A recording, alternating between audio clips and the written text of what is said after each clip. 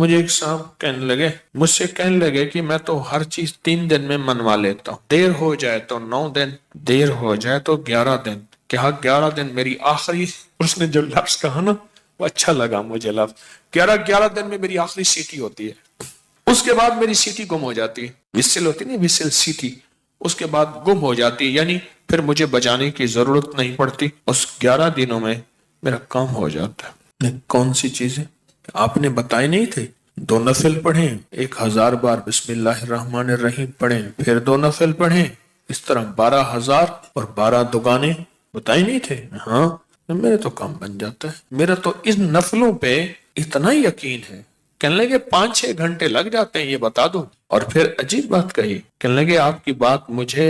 ہر جگہ کام آتی ہے، ہو یقین والے اور دھیان والے، بس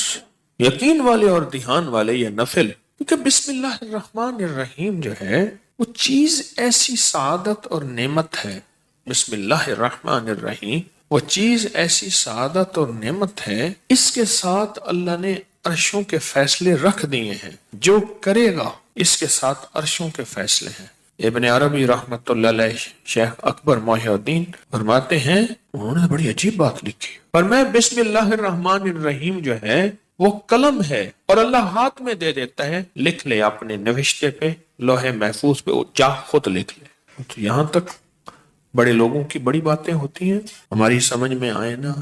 اللہ بسم اللہ الرحمن الرحیم کو قلم بنا دیتا ہے، اللہ کہتا ہے جا خود لکھ لے۔ اور یہ نفل، چلو دکھ کا وقت جتنا گزارنا ہے تو یہ تھوڑا سا دکھ ہی سہ لے، کوئی غم ہے، کوئی دکھ ہے،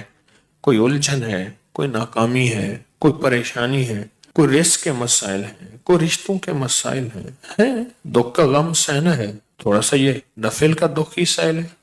2 نفل دھیان والے پڑھے، حاجت کی نیت سے توجہ والے پڑھے، اور پھر توجہ سے 1000 کی تسبیح لے کے بیٹھ کے بسم اللہ الرحمن الرحیم، بسم اللہ الرحمن الرحیم۔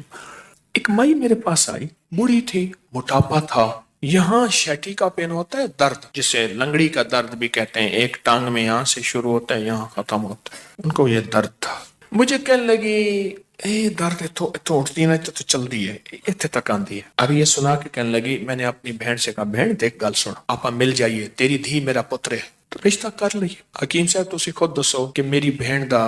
طریقہ پہ، اچھا میں سڑیا کہ درد نا اتو چل دی ہے، اتوں میں چل دی ہے، گوڈا میرا پٹھیا نہیں جاندا، پیشاب لئی ورتیا نہیں جاندا،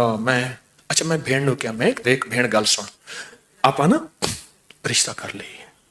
تیری دھی میری عمرہ اتے تلے کوئی مسئلہ نہیں، اے ہوندیاں رہندیاں اتے تلے کوئی مسئلہ نہیں ہے، گل چل رہی ہے، بہن مانتی نہیں، اچھا درد نہ میں چاہ کہ میں نے پھڑ لیا میری ٹانگ، اے بالکل نہیں ہوندی، اچھا پھر ٹانگ کر کے دے اور چیخ بھی مارے۔ مجھے اچھی طرح یاد ہے اس خاتون کا درد تھا، وہ بھی ایک درد تھا نا، اولاد بھی ایک درد ہوتا ہے، اولاد ایک درد ہوتا ہے، جب بڑی ہوتی ہے تو ماں باپ کی نظریں سوچیں پتہ نہیں کتنی دل کے اندر غم کا ذریعہ بن جاتی ہیں۔ تو میرے اوپر ایک چیز کھلی، کس چیز کی؟ بسم اللہ الرحمن الرحیم پڑھتے پڑھتے نا ایک چیز کھلی، وہ یہ کھلی، اس کو جتنا اللہ رحمان رحیم اور باسین مین ان کے استحضار سے پڑھیں گے، اس کی طاقت لاکھ ہزار کروڑ ارب بڑھ جاتی۔ اب یہ استحضار کیا ہے، اس کو ذرا میں کھولوں گا۔ اگر آپ نوافل یہ ان کیفیتوں کے ساتھ پڑھ لیں، وقت آدھا گھنٹہ اور لگ جائے گا،